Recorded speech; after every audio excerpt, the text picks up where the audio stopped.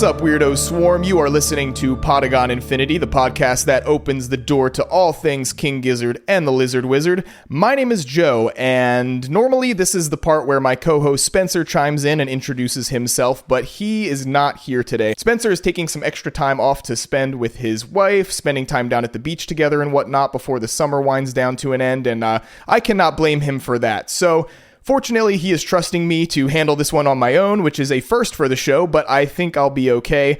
I am hosting solo, but I am not actually alone today on this episode because for the first time ever in Podagon Infinity history, we've got a guest on the show. We wanted to dedicate an episode just to talking about all things Field of Vision, but since Spencer and I were unable to attend and fly out there for it, we figured we'd need a little help, and that the best way to go about it would be hearing firsthand from a prominent Giz superfan who was there to tell us all about it. But really quick, before I introduce him and get into all of that, we've got a couple listener emails I'd like to read. First one comes from Thomas. He says, "Hello, Podagon Infinity. This is Thomas writing in from Indiana. I found your podcast about a year after getting into the band, which I first saw on a Spotify playlist of similar songs to Turn Blue by the Black Keys.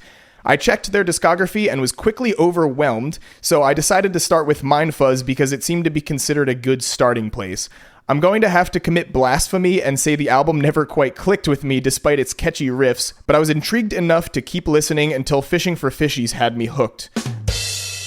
Your guys' analysis is some of the best out there, and it's led me to listen to albums I wouldn't normally give a chance, like Petro and Float Along. Recently, I've been watching the Gizverse video series by Motion and Art and wanted to ask if you've seen it as well. I'm not sure how popular they are, so if you have seen it, I wonder what your thoughts on it are. Hope this creates some interesting discussion. Thanks again."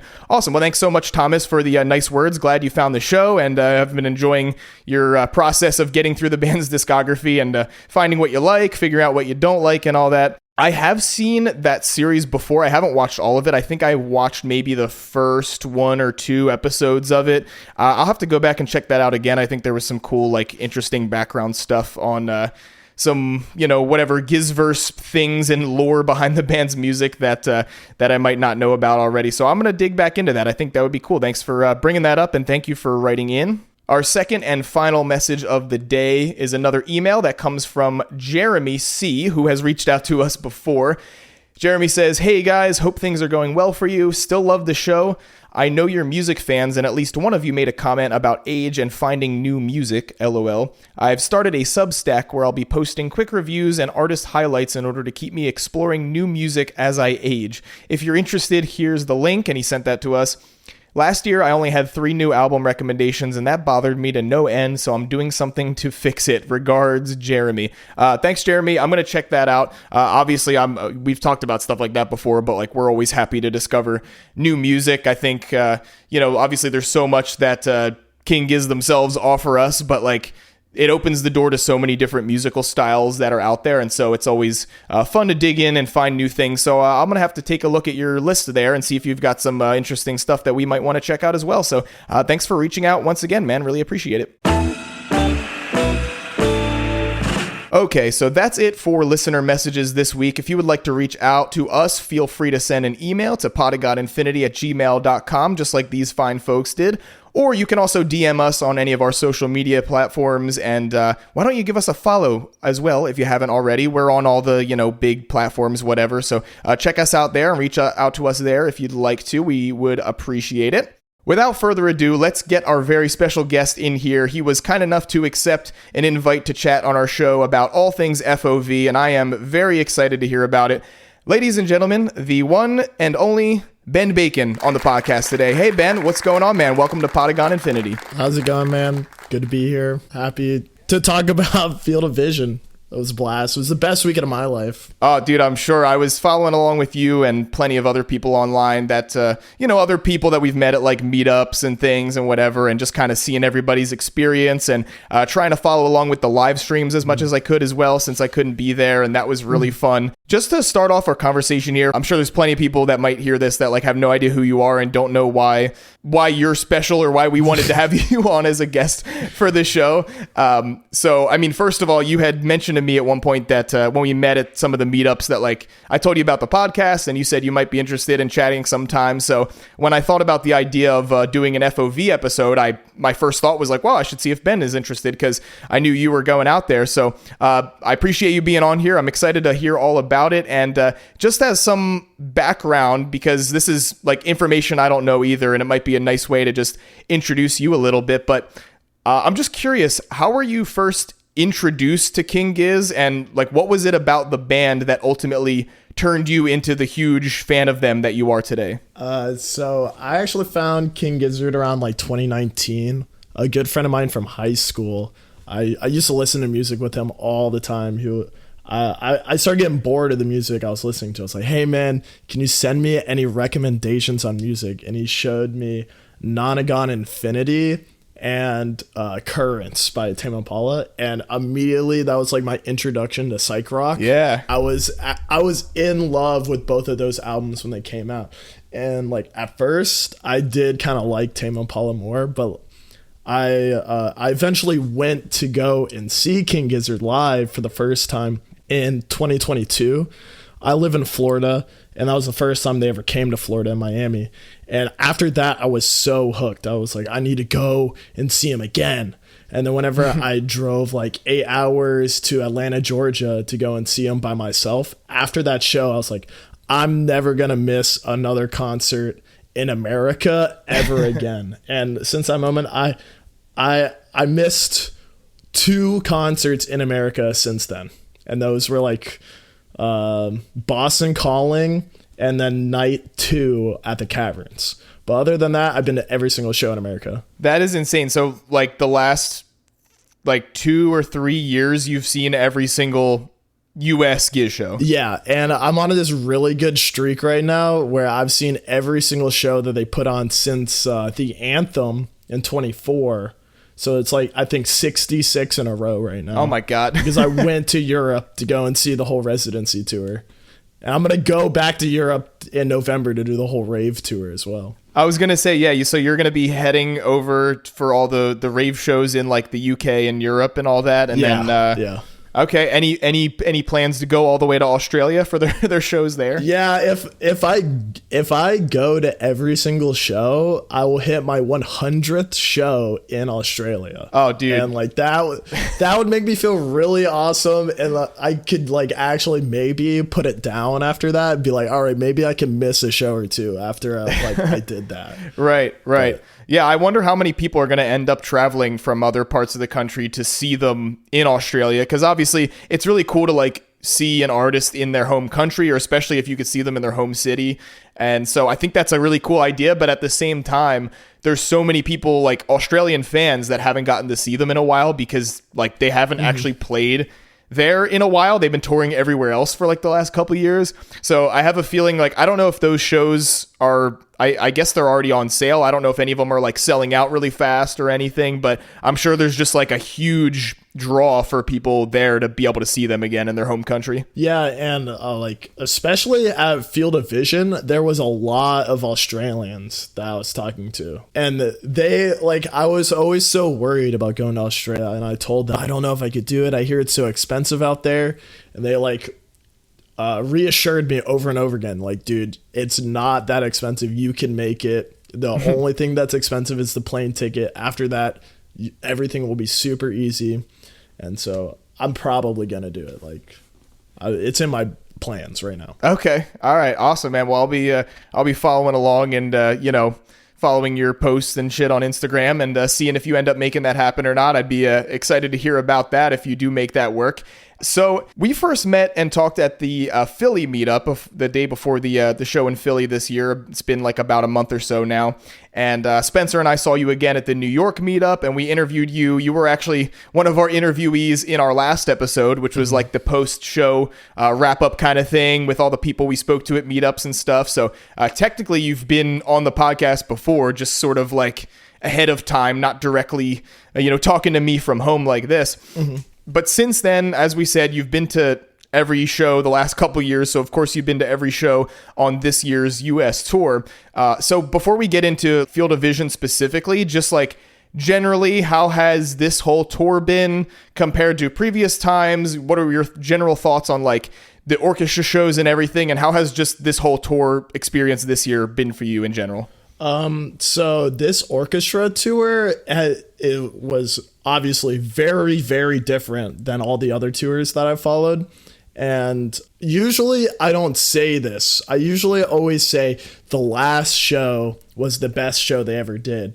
But on that orchestra tour, it really felt like that Philadelphia show was the best orchestra set they did, because it was so brand new. Like whenever they took that stage in Philly, it was the first time I feel like I ever saw the band where they were actually scared. Like we could all see them if you were close. Like they were nervous up there because they knew they had to do it in front of like all 26 of the orchestra and Sarah Hicks as well. And like just get that surprise over and over again on the second half where it was like the dripping tap into the river was Crumbling Castle, and like having Dragon, Mars for the Rich, this thing, like all of those, like having that surprise is what like makes me keep on going back to every single show. And so then like following the rest of the orchestra tour, I felt like there was no surprise besides that middle song. So like in my head, like, yeah, it wasn't as good as Philly. And like, I felt like the band even like they started to slow down a little bit in the middle of the tour. And I feel bad saying this because I'm like the biggest dick rider of King Gizzard in the entire world, but like yeah. they slowed down, and like by Colorado Springs, like it looked like they were tired on that stage of doing the same thing. Like they wanted to do something different. But then whenever they came to the Hollywood Bowl, I feel like they came there for like a reason. You know, I feel like the reason why they started the whole idea to do an orchestra stemmed from the first time they were at the Hollywood Bowl. So like they showed up for that one, and that one compared to the Philadelphia show for sure. They tried to get it out the same way they did in Philly, and that one was incredible. Yeah, it was such a different experience. Also, this was the first time that they went on tour where they actually practiced.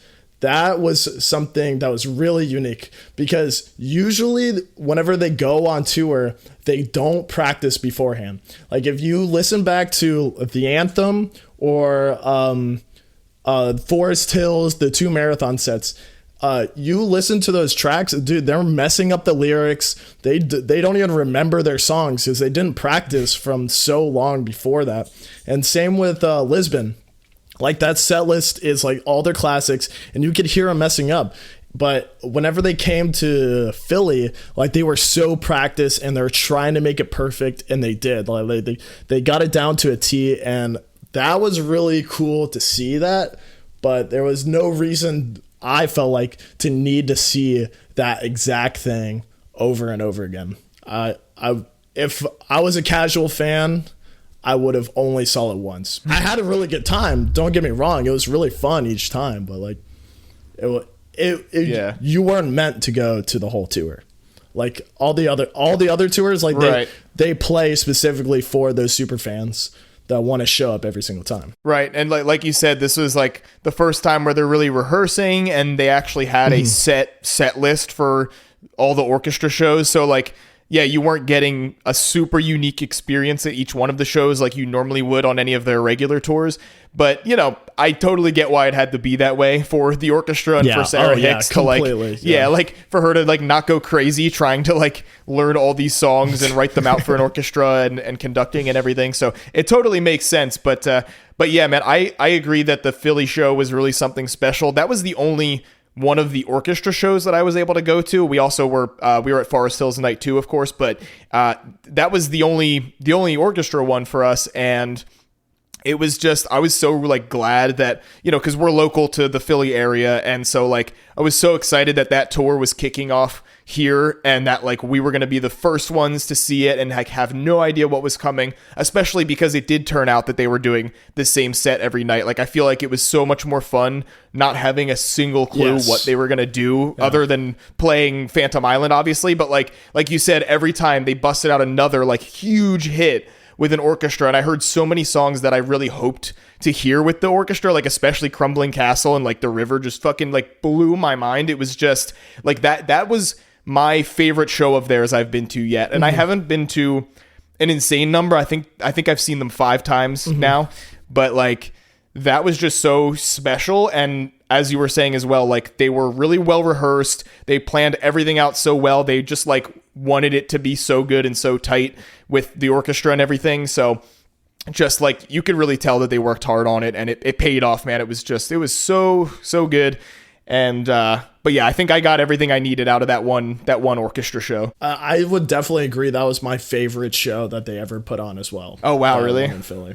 Yeah, completely. Okay. I feel like they completed what they were trying to do, is what it felt like in my head. It was like they were trying to get this message across for the last like 10 years of like what King Gizzard and the Lizard Wizard is, and then they finally did it. That's what it felt like seeing that show to me.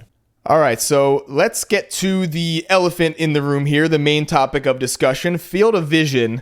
Just to start off, like, what was your travel situation like, and how was the journey getting there for you?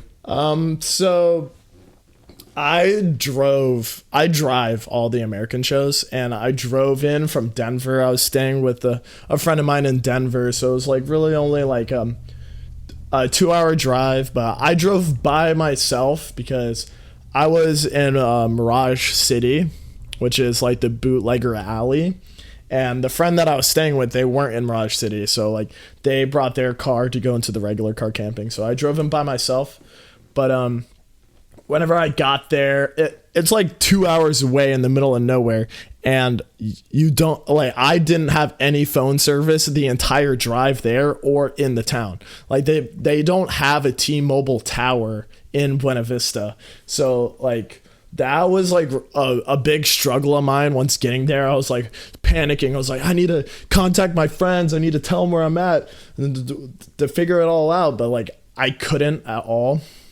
So I waited at like Will Call for like an hour, and I had like a group of 4 different friends I had from Mirage City, and we all drove in together, and we all parked next to each other, and I camped right out of my car in Mirage City. Okay, that was going to be another question of mine, is your like sleeping arrangements. Did you car camp or have like a tent or anything like that, but you were just kind of living out of your car for the weekend? Yeah, usually when I go on tour, I have a Super Outback, and I lay the seats down, and I have like a nice mattress pad. Okay. And I do that across the whole country. Like if I don't have a place to stay, I usually just sleep in my car, and it's really comfy. I have a good time in there. Yeah, you're able to like stretch out enough. You got enough room to like lay down. Not completely.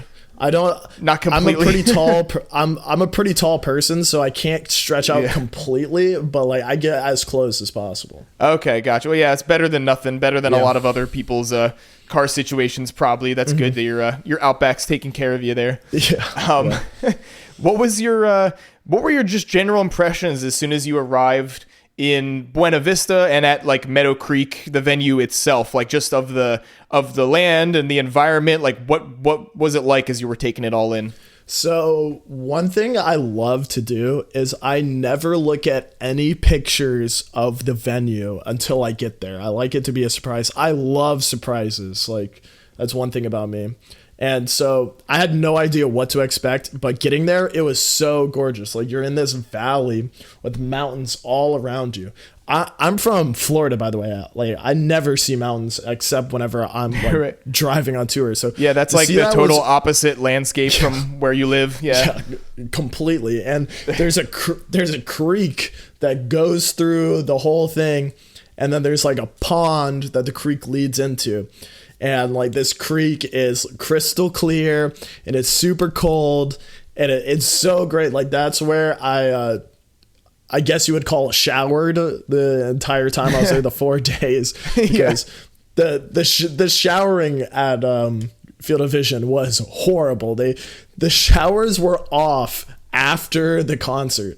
Like when else are you gonna want to take a shower? Oh my god! After the concert, so like for like the whole like up until 8 a.m. and then I'm not like, I would rather just hop in the creek at that point. You know, it's morning. You know, the sun's going, And just get up first thing and just jump in the creek, and that's about as clean as you can hope for the weekend. Exactly. Like it's close enough, whatever. But that venue was like one of the most beautiful venues I've ever been to. It was gorgeous. That was the first real festival I've ever been to. Like, I went to Bonnaroo this year because King Gizzard was playing it, but like that one got canceled. So I don't really count that as like a real festival I went to. So this was like the first one where I got to like camp properly. Like, I did camp at the caverns and I camped at the gorge out of my car in the same way that I did, but to have 4 days of it, I mean, caverns was 4 days, but like that 4 days of it was like so cool. Like this spot is really, really cool, and I'm so glad that like on stage they were talking about how they want to do it again at that same spot. Yeah, that was exciting to hear. I think, was that the first or second night when they kind of first mentioned something about that, and then yeah, I think it was second or third, but maybe it was a little later than I'm remembering. But yeah, I remember hearing that news right away and seeing people buzz about that online. So since I couldn't make it happen this year, maybe there's a chance I start making my plans for next time. Oh yeah, you definitely should. It is so good there. I don't know if you're I don't know if you're a camping guy, but like camping there was a really, really fun time. And there is places for you to not camp too. Like there's like hotels and B&Bs that are really close by too. And they have shuttles to take you into town. Oh, that's nice. Okay. So yeah, maybe something like that would work for me. I mean, I kind of like the idea of like camping and just kind of like being outside all weekend and sort of like getting like a little like kind of off the grid weekend of just music and good vibes and whatnot. But at the same time, like I've never been to a proper festival, or at least not one that was more than like a single day, like a whole, where there's a whole, you know, you make the whole weekend out of it and stay somewhere, camp or anything. I've never done that, and I don't know 100% if it would be my thing, but if any of them was going to be up my alley, it would be Field of Vision, you know, like it's like my favorite band's festival. So like if there's any of them that I would really love and enjoy fully, it would be that. So I'm going to start thinking about that, and I'll keep an eye out for whenever they like make an official announcement, I guess, about it next year. But yeah, that's exciting. At least I know I'll have an opportunity to maybe do it sometime, since I couldn't at this one. So we will see about that. Before we talk about the music itself, I was wondering if there was any standout things or favorite moments from the whole festival outside of the performances. So to go back to the surprise thing, I planned like 4 different surprises, and those were like the real moments that like stick out the most to me. Is like, for one, on the first day, on that Friday, it was my friend Vic McNabb's birthday, and I made this vegan gluten-free cake for her to like give to her. She hosted a little event called Bush at the Bog, and it was like on her birthday, and like I showed up wearing a Speedo because I was like Bush at the Bog, and I gave her the cake, and that made me feel so good doing that. Like, I love like surprising people and putting smiles on people's faces.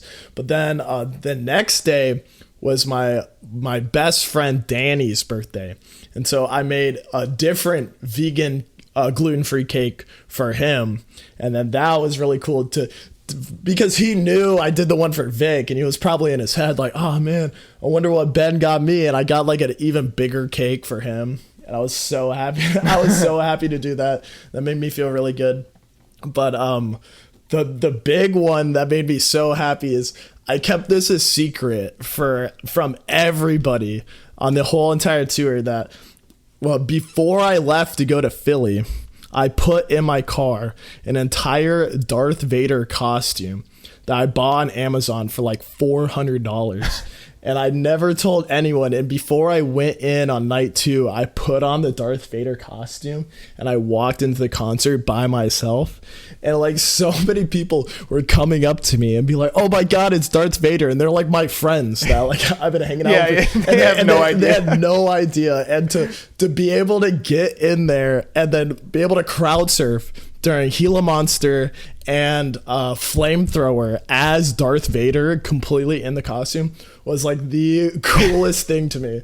And then like to take off my helmet and then be like, oh my god, it was Ben Bacon the whole time was like so cool to me. Yeah. I love that so much. That was definitely the highlight for me. That is so funny. So you were like, yeah, you had that from the beginning of the tour, and we're waiting until you got all the way to Field of Vision to do that shit. Yeah, and I was so nervous. Like up until the moment, I was like, I don't know if I could do this. I don't know if I could pull it off. I was so nervous, like putting it on. But then, like doing it and seeing Danny's face specifically, like he was blown away, like he had no idea. It was so freaking funny. I loved it so much. That's awesome, man. I love stuff like that. Yeah, it must have blew everybody's mind once you revealed. You're like, yo, it's me. Yeah. They're probably wondering, where the fuck is Ben? Like, we haven't seen him all night. Yeah. That's exactly what happened. It was so funny. It was definitely my favorite moment of the entire time. I can see why. That's awesome, man. Besides Giz, I'm wondering what some of your favorite performances were from the other supporting artists that played there as well. Like if there was anybody that you didn't know about before who you saw play there and you thought was really good and think more people should check out. So sadly, I didn't really get to listen to much of the other music because I was at Mirage City. Oh, that's right. Bootlegging. Yeah. But like the ones that I did see, I saw all three of Babe Rainbow's set. Babe Rainbow, they had to been like completely drunk or something. Like they were not good. Like I was the whole time being like, I was like so bummed about it because I love Babe Rainbow, but like they were not good. Damn. And they were so quiet too. It was kind of a bummer.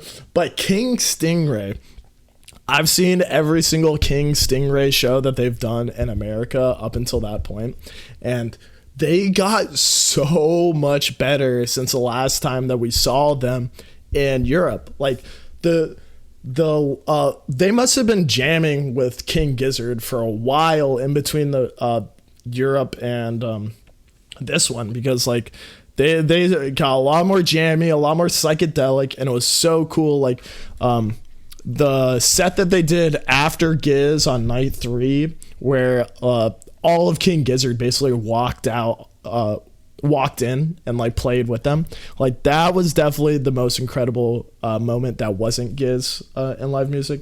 But yeah, I kind of did miss out on pretty much all the other music. Okay, gotcha. Yeah, I wasn't even thinking of the fact that you were, selling your merch and your bootlegs and stuff the whole time, and that probably kept you busy a lot, at least like during the days, and then you'd go off and see Giz every night, right? But yeah, I didn't even think about that. I do want to see more of the bands that like the other like supporting acts for sure next year. Yeah, it's like a double-edged sword kind of thing, because it's like you love being involved and you love like having your own booth and selling stuff and making shirts and all this cool shit, but like at the same time it does take up a lot of your time, and so it's like you're gonna end up missing out on some stuff. But yeah, I'm sure there's some other way you could figure, work it out for next year, maybe, where you can get to see some of the other artists more and kind of move your selling merch schedule around a little bit, I guess. Yeah, the two things I would definitely change about my experience would be to sleep better and to see more of the other artists. Those are like the two things that like I definitely didn't do. Like each of the nights I stayed up until the sun came up, and then I slept in my car for like 2-3 hours before it was too hot to even sleep.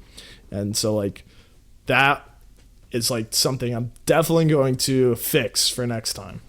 Okay, but you still managed to survive the whole weekend, and you probably had like one of the best sleeps of your life when you finally got home after all that. Yeah, I did. I was asleep for like 24 hours. It felt like whenever I finally got home and got into a real bed. I gotcha. Oh, you know what? You mentioned King Stingray, so I was gonna say they were. I was watching the live streams from home like when I could, but it was kind of in and out for most of them. But there was one of the nights, I think it might have been night 2, I want to say, maybe it might have been night one, but I caught a little bit of their set before Giz came on, and I thought that they were awesome as well. I know that they've played with Giz a couple times. I think they were on some of the shows last year, I believe, and like you mentioned in Europe as well this year. So I like heard about them, but I hadn't really gotten the chance to like sit and like watch their set on a live stream. And I thought they were awesome, man. And then later when I saw the video footage that people took of like a couple of the guys from Giz, like I think in particular I saw Joey and Ambrose and maybe Cookie, maybe a couple of the other guys, but it was like a bunch of them came out on that little tiny stage and played with King Stingray like late at night on the final night. Like that is just so awesome. That must have been so exciting to see. So King Stingray is definitely like a band that I enjoyed watching on the stream, and I want to listen to more of their music for sure now. No, and I'm really excited to see what direction that they take their band now, since like I'm not sure, but I don't think they've released any music in the since they started touring with Giz, and I know how inspired they have been in their live performances, so I'm really excited to see whenever they go to the studio what they're going to create next. All right, so I'm going to get into some finally talking about specific King Giz stuff. So all of the nights, all of the set lists were absolutely insane, but if you could pick a favorite set list from one of the 3 nights, which would you say is your favorite? It's just like a tie between night 2 and night 3 for me, but like if I had to pick one over the other, I guess it would be night 2, because that Murder of the Universe was so good. Finally hearing Empty was so good. But like I don't know, night 3 had like the love songs that I really love. I'm like such a romantic, like hearing Most of What I Like and Her and I in the same set was so awesome. I love both of those songs so much. Oh yeah, there's some good ones in there. I have the set list pulled up now because like I couldn't remember everything that was on each of the nights, but like definitely obviously they love playing all the heavy stuff, but it feels like night 2 was more like where they really went like nuts. Like they opened with Gila Monster and then like right into Flamethrower and then Planet B, and then they kind of like bounced around with some other styles of stuff. But like then night 3, I can see you get sort of a whole different different experience. Yeah, it was chill at the beginning. It was like they pulled out the acoustic guitars first, and I love that vibe. Like I think that was perfect to do on night 3. And like I love everything about King Gizzard, but like the fact that they like the chill stuff into the heavy stuff, and then have the table too.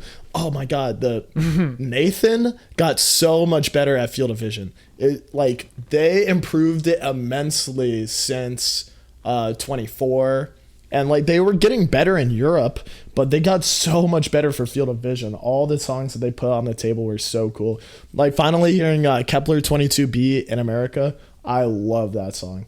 It was so good to hear live. Yeah, Kepler is one of those songs where it like has like a ton of streams online. It's this very like kind of poppy song that I think has gotten like popular for that reason. Like even people that don't know the band that well, like know that song and shit. But like I've never heard it live. It doesn't seem like it gets played like super often, which is interesting because it seems like it would always be a hit. I think it's only been played like 5 times. Wow. Yeah. Okay. Ever. Yeah, that's pretty crazy. But that's cool that they I'm glad they busted that out. You said that was night 3 that they did that? No, that was night 1 they did Kepler, I'm pretty sure.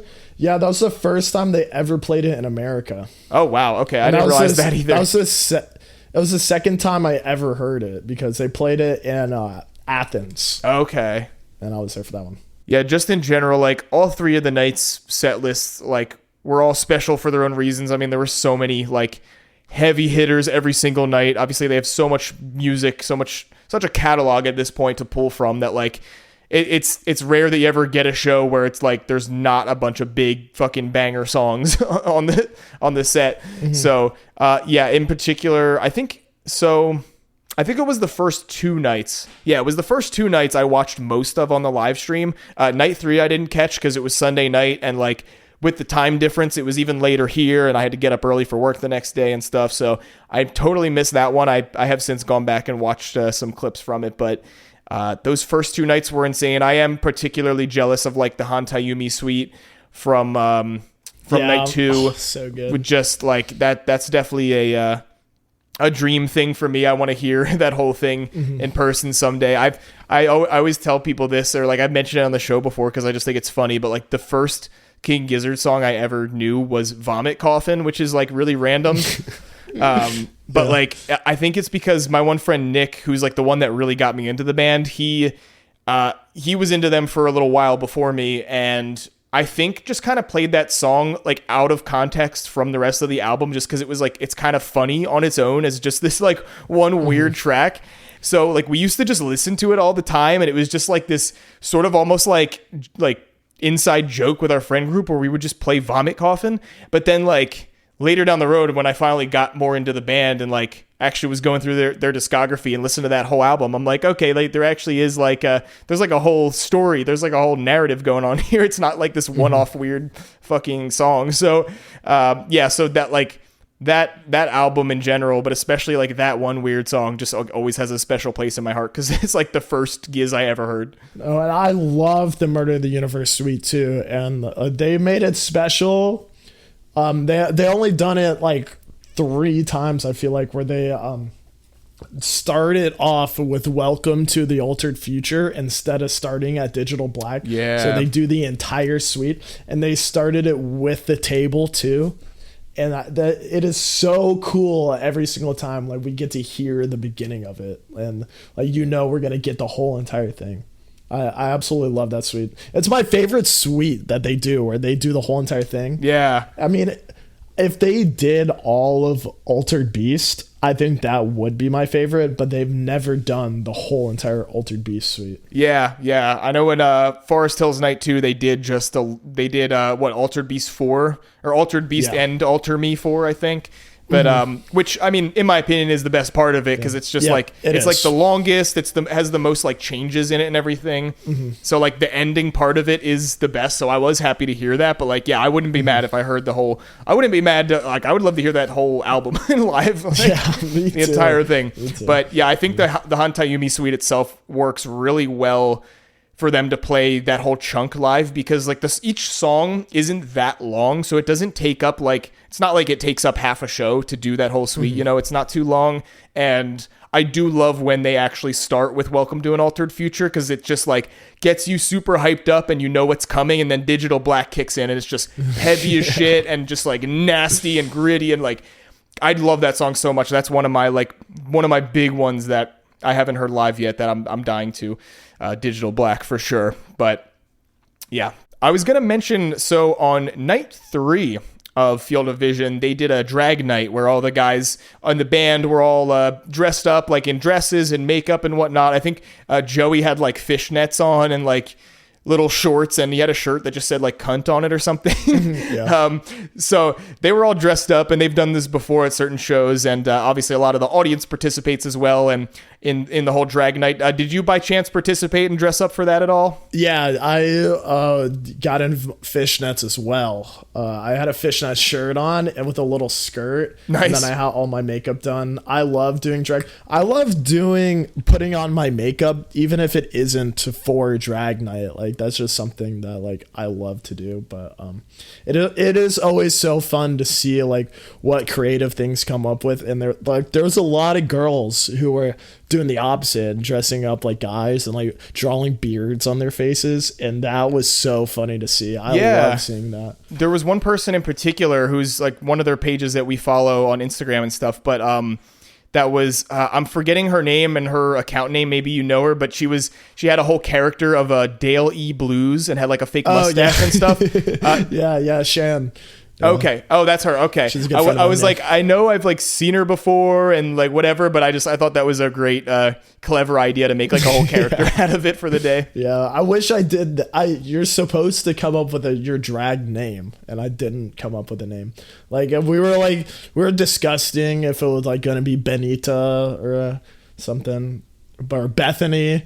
But I never stuck with one. I should have done it. Yeah, that sounds like a lot of fun. I'm not someone that regularly uses any kind of makeup or anything, but like I have had my nails painted by like friends or girlfriends before, and it's like it kind of feels nice. Like if I was there, I would definitely love to like plan something out like that and participate in that, just for like, even if it's not a regular thing I do, it's just like, hey, what better time than this to just like have fun and dress up and and why not get to feel pretty for a night? Yeah, it does feel cool to be pretty. And like drag night has been like something that's like been really cool for me for like the past 2 years before that, because the first drag night at the Caverns on June 3rd was my birthday.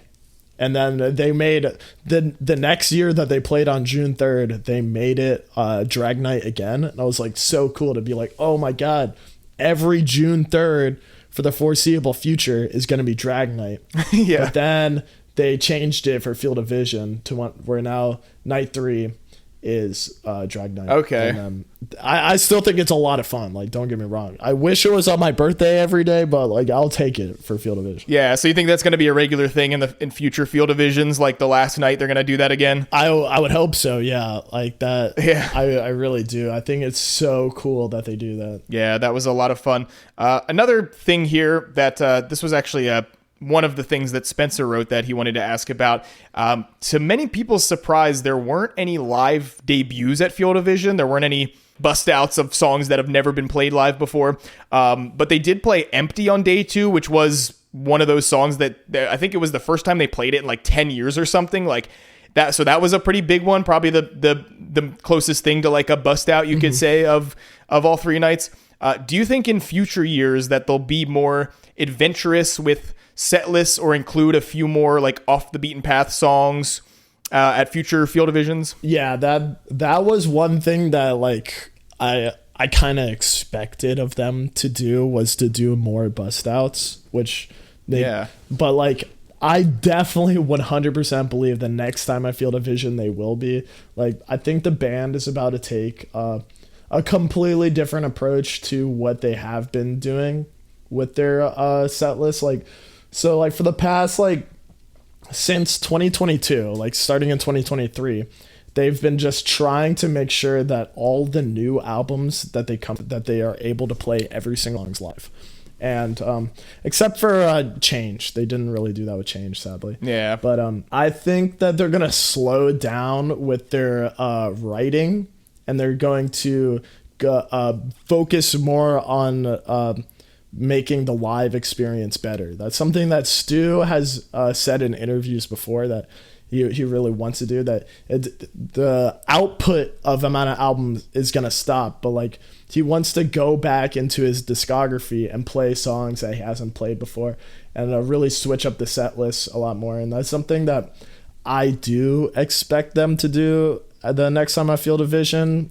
I could be so wrong, and they could make a whole nother 9 hours with songs that they normally play. Like it's totally easy for them to do that. But that's something that like I definitely want to hear as someone that's been seeing them like 80 times. Like I do want to see more bust outs for sure. Yeah, definitely.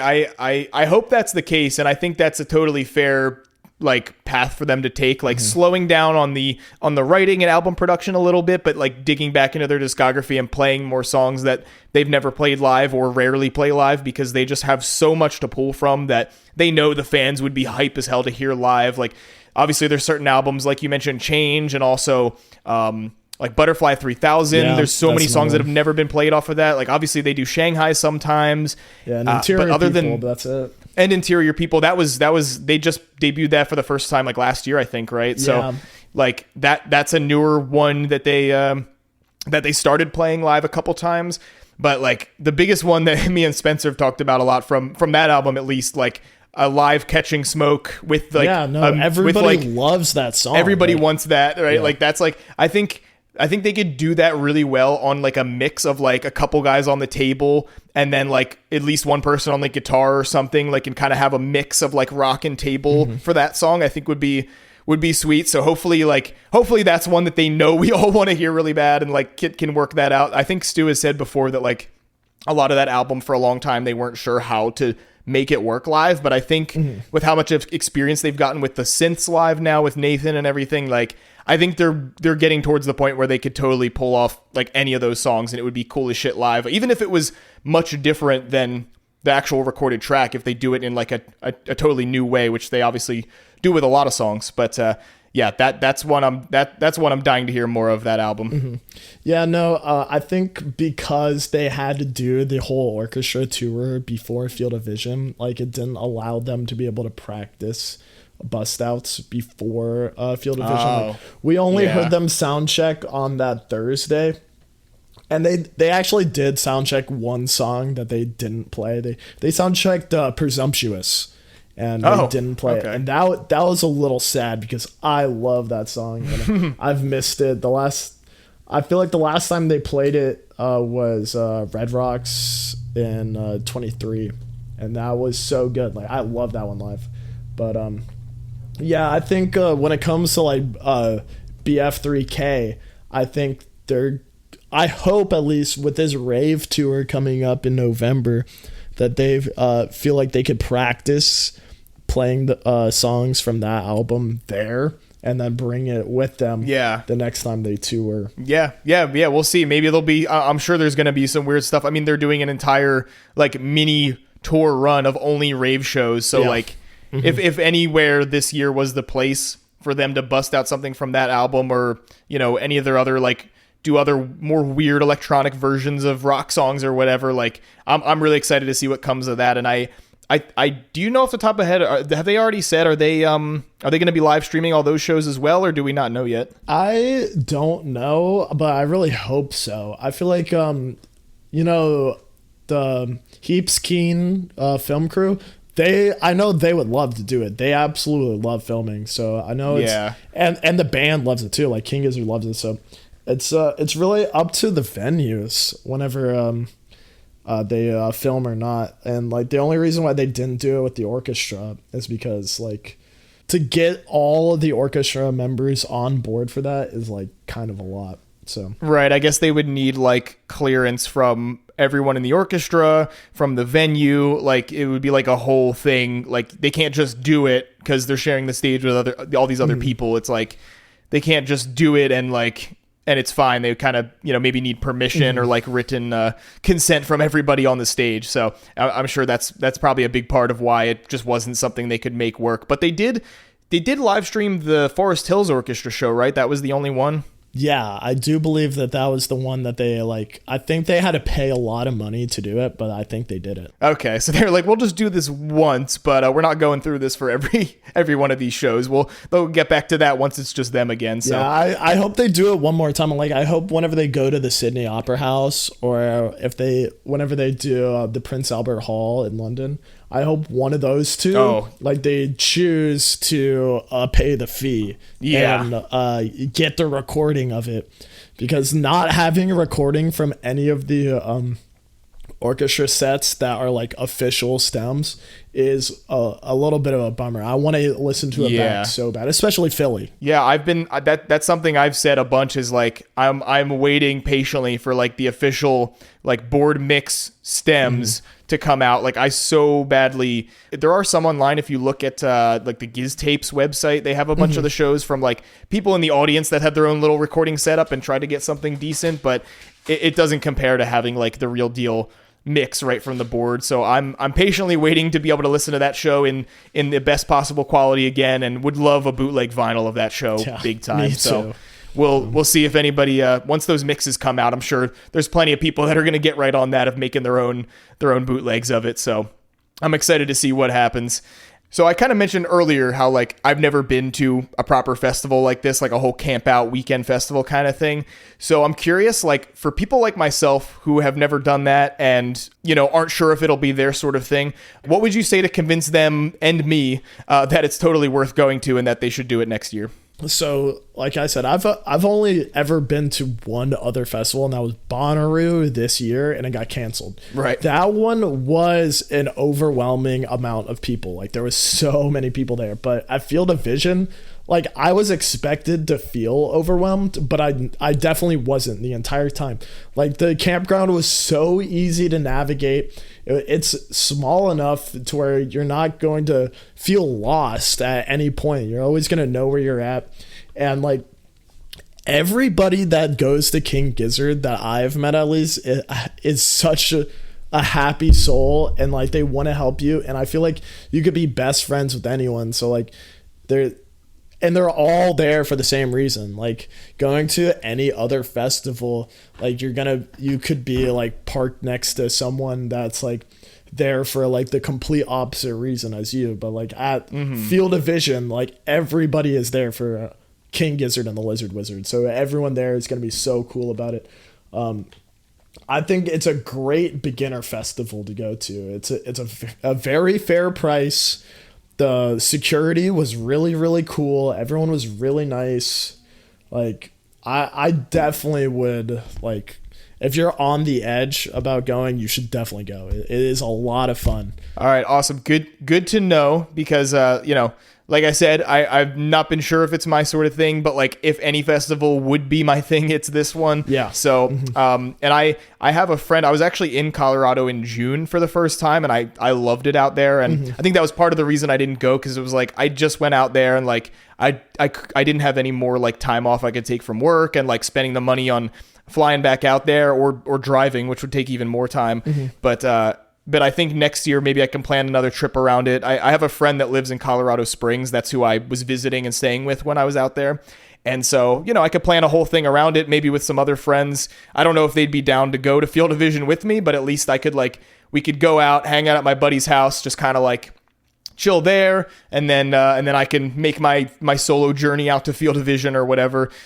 So I think that would be fun. I'm going to look into maybe making a whole trip out of that and make it happen for next year. I'm just going to have to keep an eye out on when that's like officially announced and everything. Probably won't be for a little while, maybe not till like the end of this year or early next year when they put out like an official notice of it. Yeah, I would expect them. They've been pretty good at seeing their tours all around like the October mark, like September, October mark. So I think we'll definitely hear about if they're gonna do it for sure, but we're gonna hear it in the next like 2 to 3 months. Yeah, because I think when Field of Vision was announced last time, it was like the same day that they announced the rest of the tour, and when like Phantom Island first dropped and everything, I think that was all like at the same time.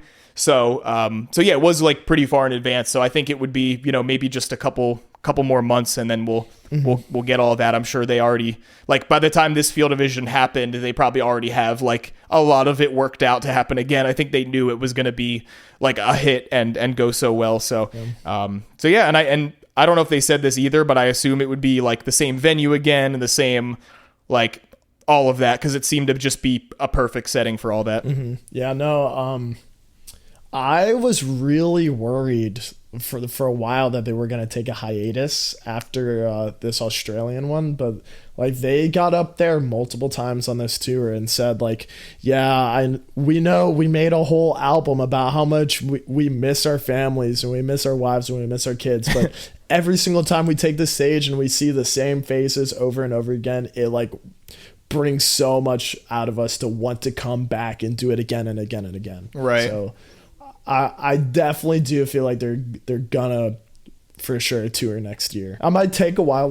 They might wait until like June to tour again, or maybe go all the way until August. But they're definitely gonna do it again, 100%. That's one thing I'm wondering too, is like how much of a break they're gonna take, because like this was a lot this year. I mean, obviously they did a huge North American tour last year that was like all summer and into the fall. It was like 2 big halves, and then this year it was like, okay, you had all the Europe residency shows, then you had like the orchestra tour and Field of Vision, and then they're doing rave shows in like the UK, and then shows in Australia. Like this is such a big thing. They're going all over the world this year. So like I would not blame them if they took like 6 months off of like playing shows to just like chill for a little bit, maybe work on some new music if they've got anything, that they're cooking up at the moment, and just spend time with their families. Like you said, the whole album is like about how they miss being away from their like wives and kids and shit. So like, yeah, I could definitely see them taking a decent long break from touring for a little bit, but yeah, probably until next summer again. Yeah. I wanted to ask, obviously this whole thing sounds like an amazing experience, but I'm curious, what, if any, were some downsides of the whole thing, the whole festival and Field of Vision in general for you? You mentioned a couple things earlier, like you wish you could have slept better, you wish you could have seen some of the other bands more. What other possible little downsides of it did you experience? All right, so this is going to get really sad really quick, but on the first night, there was a gentleman named Matt that died in the middle of the show. And that was definitely the biggest upset of the entire thing. It was whenever they stopped and like I realized like someone has collapsed, like it hit immediately. Like everybody in the whole crowd, it was such a different experience than the last time something similar like that happened in Paso Robles. Like there was a gentleman that collapsed there too, but it was immediate. Everyone had this grief, and he was able to get resuscitated for a minute or two and was breathing again, but he sadly passed away at the hospital that day, and that was definitely the saddest moment. They played Float Along for him on night 3, and if you looked into that crowd, every single person was crying. It was a really, really sad thing that happened. That was definitely the one thing. I know it's like really hard to talk about, but like that was really, really bad that happened. I hope next year like we could all be like a little more safer. You know, it's there's a lot of reasons on why. Like he had cardiac arrest, so you know it could have been the elevation, it could have been anything. You know, we have no idea, but yeah, there's definitely a lot of factors that could have played into it. You know, I wasn't sure exactly what the like cause of death or anything was, but you know, and I didn't want to speculate on anything that I wasn't sure about, but that was, I found out about that, I think like a couple days after it happened, maybe at least a day or two later. And that just broke my heart, man. I was like tearing up looking at everybody posting about him on Instagram and stuff. And obviously there was a GoFundMe put out there for his family and loved ones to like, you know, be able to help them take care of things and funeral expenses or whatever. And I will say though, like, it is really touching how like the whole community kind of came together to celebrate this guy's life and just being like, listen, he was one of us. Like this could have been any of us. And he was there for the same reason that everyone was, like enjoying the music and doing what you love. And like, it was just really beautiful to see how everyone came together. Everyone sharing the GoFundMe around. We shared it to our page as well. And you know, we're trying to get the word out as much as possible for people to help them out. And there were posts on the GoFundMe page from, I don't know if it was his partner or a family member that had made a post on there, but just like saying, you know, they didn't know, you know, anything about the band or the community as much as he did, obviously, but like, you know, they weren't super involved themselves in the whole Giz thing, but like, they were just like really touched by how everybody came together and for him and for his family. So it was really sweet the way that everyone came together for that, but just a terrible, heartbreaking thing to hear. And that was something I wanted to bring up. I'm glad you brought that up and we could talk about him a little bit. No, yeah. If anyone has anything extra to give to his family, like I definitely would still donate to that GoFundMe. Yeah, it is still up. There is still, you know, there's been a great outpouring of donations coming in from people, and, you know, but obviously they can take all the help they can get. So like if you haven't already and you're able to give a little something to them, you know, I'm sure that could go a long way and be really appreciated. I'll be sure to add as long as the GoFundMe's still up and everything, which I'm sure it will be by the time this episode comes out, I want to make sure we put like a link to the GoFundMe in the description and stuff. So if you haven't seen it already, people can just go right to that and throw a little something their way for Matt's family there. That would be great. Other than Matt, I know it's hard to turn around and talk about anything else after that. It's such a I know it is really hard to. But I will say, there was no place to wash your hands at all at Field Vision, and that is something that they definitely needed to get better at. Like the porta potties were disgusting, and they didn't have any water inside of the like little toilet, the sinks right outside of it. They should definitely fix that for the next time. Okay, so just in case, if you go next year, bring like a gallon of hand sanitizer and just in case. But that seems like a pretty basic thing that you would expect. You know, some way to wash your hands. Hygiene is important when there's like this huge festival with, I don't even know how many, you know, tens of thousands of people were there. Like that's that sounds like a big thing that they could work on improving. Other than those things, no, I don't think there was anything that was they could have done better, really. Okay. All right. Well, good to know. It was overall really well managed, well put together. You mentioned like security being really good and on top of things, and everyone working there being like friendly and you know, doing everything they could to make it a good experience for everybody as much as possible, which is great.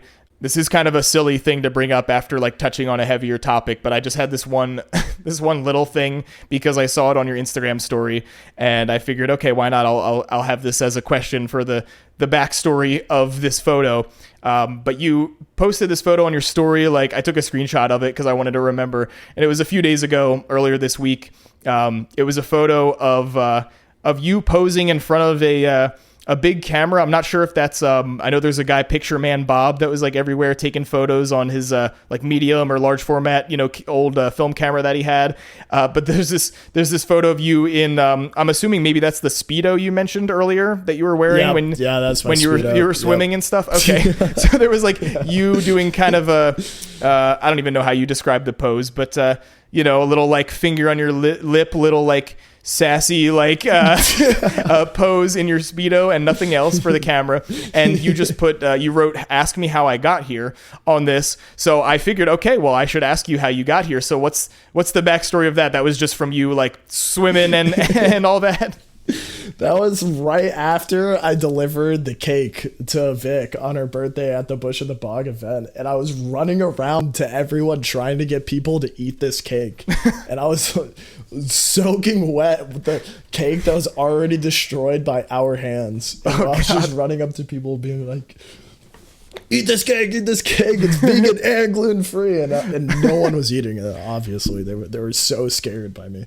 And then Bob, Picture Man Bobbert, he was there, and I think actually no, that was Nat that took that picture, I think. But both of them did decide to take a picture of me in that Speedo at that moment. Okay. And that was, I wasn't sure if that's him because I do know of Picture Man Bob. Like he was at the. I guess it wasn't really a good story, but okay. Yeah. Well, no, that's good. You know, your look in general with the Speedo is a story in itself, so that's fun. I just had to include that there as we kind of get towards the end of our discussion here. Before we wrap this thing up, I know we've already been chatting for about an hour or so. I think I've asked just about everything I had in mind that I wanted to know about your experience and about the festival. Is there anything else I haven't asked about or that we haven't touched on that you wanted to mention, like any stories or details we might have missed? Not really anything crazy. One thing I didn't say is, one thing I did before the festival is I went to the local market and I bought every single organic banana from the entire store, and then I showed up to the festival and I handed every single one of them out on that Thursday. Okay. Before any music went on. That was a really cool moment for me.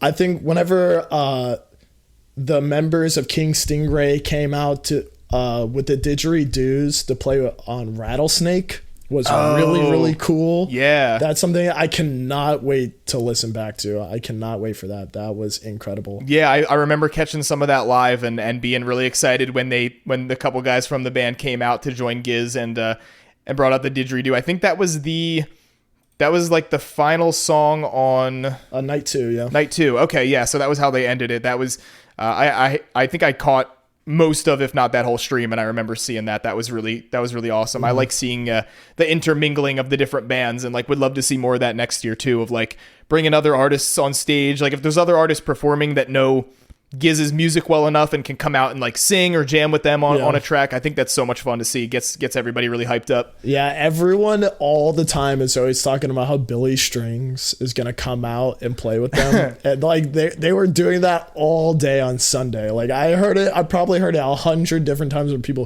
like, oh yeah, Billy's gonna come out and do it, and he never does. I think it's so funny. Yeah. But, you know, maybe he will next year. Who knows? Yeah, I know there was a lot of talk recently about like a potential collaboration between him and Giz, and like because they're like friends with him and they've been to each other's shows, and Billy played a couple shows in Australia like a few months ago that the guys, a couple of the guys went to, and they were hanging out, and there was I think I remember hearing word that they I don't know if they were in a studio together or they jammed somewhere together. So they could have just been hanging out and having fun, but who knows? Maybe there's something that actually comes out of that at some point in the future. I'd be really excited to see. I just recently started listening to some Billy Strings, and I love it, man. The guy is an insane talent on guitar, a great voice as well. Yeah. Just super cool. It would be like and on top of his obviously the music he does is bluegrass. It's like that kind of style, but he has a background in metal as well. He has been in metal bands, and I think that's what he would do. If he came out, he would do the metal, like rip a solo on one of the Petro tracks or something, and just go absolutely crazy. So who knows? I'm excited to see if anything comes out of that relationship, if there's any music they work on or play together somewhere at some point. It would be so cool. I think that's all I have for today, man. I think we touched on a lot of stuff. Field of Vision sounds like it was an absolute blast. I'm excited to see if I can make it happen and get out there for it next year. Would be an incredible experience. Do you want to give any plugs to your social media pages? And you obviously sell merch as well. If you want to plug that for anybody listening that wants to check out your stuff. Yeah, if you want to check me out, the best way to get any sort of contact with me is on my Instagram. If you just look up Ben Bacon, I'm usually the first one to come up, but benbacon.exe is my name on there. I do have a website, benbacon.net. I don't really put that much stuff on there. I need to, but if there's anything you ever want tie-dyed, you could come to me. I would love to do commissions. And if you come up with something that's really, really weird, that makes me so happy. Please come up with weird ideas for me to tie-dye things. I've done really cool stuff like bed sheets. I love doing tapestries, socks, underwear, anything. Honestly, if it's white and cotton, please send it to me and I'll tie-dye it for you. Awesome. You heard it here, folks. He's your man for tie-dye. Check out his shirts and stuff. And if you got any ideas for collaborations, reach out. You sound like you're really happy to always work with any other people in the Giz community and stuff. So yeah, I love to. Yeah. Awesome. Well, man, this has been a great discussion. It's been exciting to finally have a guest on the show. It is sad that Spencer couldn't be here with us, but hopefully he'll be listening back to this and enjoy the conversation. And we will be back next time with, I think the next episode is going to be a regular album discussion again. We've had so many talks about the concerts and everything recently, and Field of Vision was a big thing I wanted to get to sooner than later. It's already been 2 weeks since it happened, so wanted to touch on that today. But we'll be back with me and Spencer together doing a regular album discussion episode next time. I'm not going to reveal what that is next, but I think we know what we're doing, so stay tuned. If you don't already, follow us on all our social media pages. We're Podagon Infinity on all the major social networks out there. And as I said earlier, if you have any questions or comments or anything you want to reach out to us about, you can send an email to podagoninfinity@gmail.com as well. So this was awesome. Thank you again to Ben Bacon for joining us. All right, until next time, my name is Joe. Later, Gators. Thank you. Bye-bye. I love you. Bye-bye.